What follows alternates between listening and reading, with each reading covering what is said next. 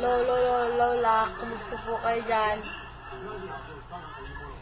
Binyag na po nung anak ni Tita Lilet. Lola,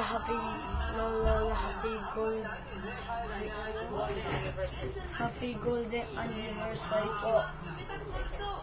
Pasensya na po kayo, hindi po kayo makakausap kayo po na si mama naman po dyan Si mama naman po na andyan Kumusta po sa ibang mga pinsan ko po dyan?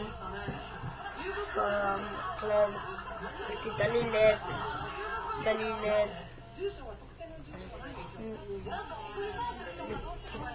Lolo, Lola, Pamelo,